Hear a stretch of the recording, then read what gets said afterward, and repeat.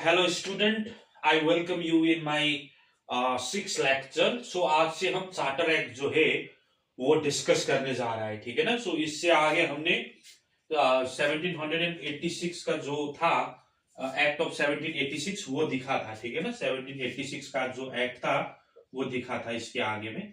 तो 1793 के charter act ने क्या कर दिया कि जो कंपनी का रूल है, ठीक है ना, ब्रिटिश टेरिटोरी में, इंडिया में, उसको कंटिन्यू कर रखा, ठीक है ना।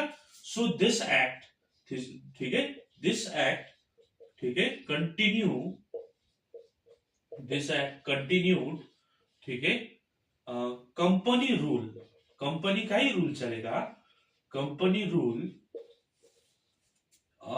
इन ब्रिटिश टेरिटोरी, ठीक है ना। वो टेरिटोरी किसका था? ब्रिटिश टेरिटोरी इन इंडिया, ठीक है, territory in India.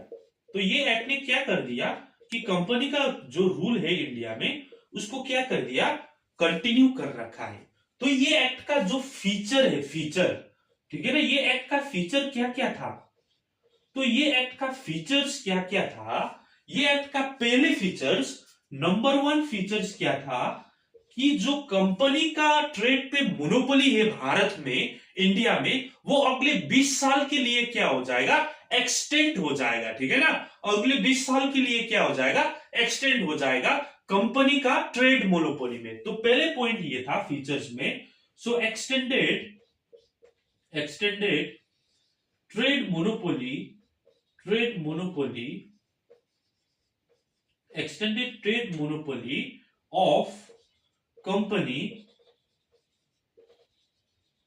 for another 20 years, for another 20 साल के लिए, another 20 years in India, ठीक है ना। कंपनी का जो ट्रेड मोनोपोली है इंडिया में वो अगले 20 साल के लिए एक्सटेंड कर देगा, तो कंपनी ट्रेड कर पाएगा, ठीक है ना। ये कर दिया पहले बार, पहले फीचर्स ये। और दूसरा फीचर्स इसने क्या कर दिया कि जो कमांडर इन चीफ होगा ना, जो कमांडर इन चीफ बनाया था गवर्नर जनरल के साथ, जो लॉर्ड कॉर्नवालिस को, इसके आगे एक्ट में हमने देखा था।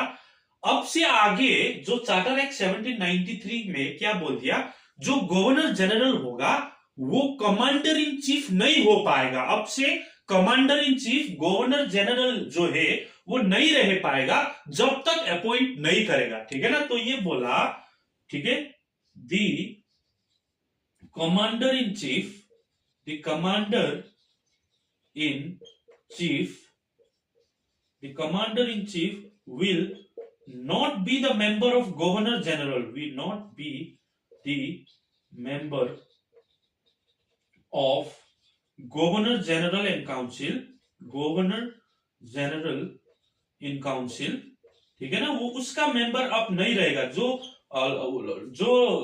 कॉर्नवालिस को था वो एक्सेप्शन था, ठीक है ना। तो the commander in chief will not be the member of governor general in council unless appointed so, ठीक है ना। जब तक अपॉइंट नहीं करेगा, अब गवर्नर जनरल के साथ साथ कमांडर इन चीफ नहीं होता है, ठीक है ना। अब ऐसा बात नहीं होगा, तो ये भी बोल दिया। और तीसरा पॉइंट क्या बोल दिया ये एक्ट ने, थर्ड पॉइंट क्या बोल दिया इस एक्ट ने, कि थर्ड पॉइंट बोल दिया कि जो, ठीक है ना, गवर्नर जनरल होता है, ठीक है, गवर्नर जनरल के साथ कमांडर इन चीफ जो है वो नहीं होगा, ये पहले पॉइंट बोल दिया।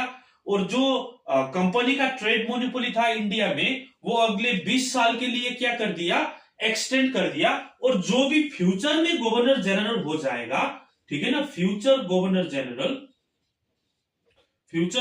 जनरल जितने भी होता है, फ्यूचर गवर्नर जनरल और गवर्नर ऑफ प्रेसिडेंसीज में भी गवर्नर होता था ना, गवर्नर इन प्रेसिडेंसीज।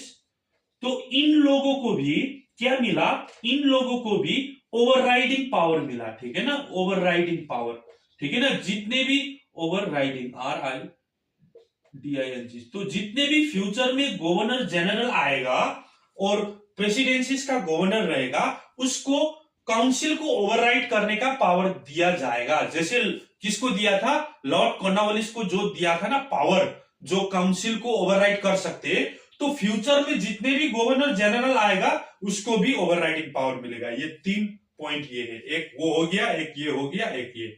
और लास्ट पॉइंट ये चार्टर एक्ट में क्या बोल दिया, जो बोर्ड ऑफ कंट्रोल है, ठीक है ना, क्योंकि डबल गवर्नमेंट इंट्रोड्यूस कर दिया था किसमें, पीट्स इंडिया एक्ट 1784 में। तो बोर्ड ऑफ कंट्रोल एंड इस स्टाफ, जो इसका स्टाफ है और बोर्ड ऑफ कंट्रोल है, इसको अब सैलरी कहां से देगा, paid out, paid out. Salary कहां से मिलेगा, इंडियन रेवेन्यू से, ना कि ब्रिटेन रेवेन्यू, ठीक है, इंडियन रेवेन्यू।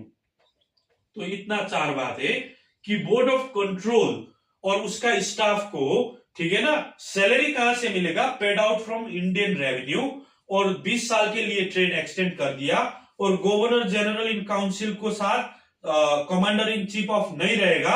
और फ्यूचर में जितने भी गवर्नर जनरल होगा और गवर्नर ऑफ प्रेसिडेंसी होगा उसको ओवरराइडिंग पावर मिलेगा। यही 4 बात 1793 के चार्टर एक्ट में बोल रखा है। और इसका नोट्स आप लोग को मैं प्रोवाइड कर दूंगा।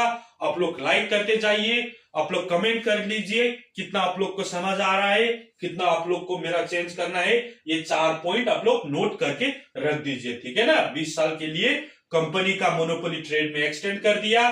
Commander in chief of governor general council का मेंबर नहीं रहेगा। फ्यूचर गवर्नर जनरल और गवर्नर को क्या करेगा, ओवरराइडिंग पावर मिलेगा। और बोर्ड ऑफ कंट्रोल और इस स्टाफ को कहां से अपडेट करेगा, इंडियन रेवेन्यू से, ना कि ब्रिटेन के revenue. Thank you for watching.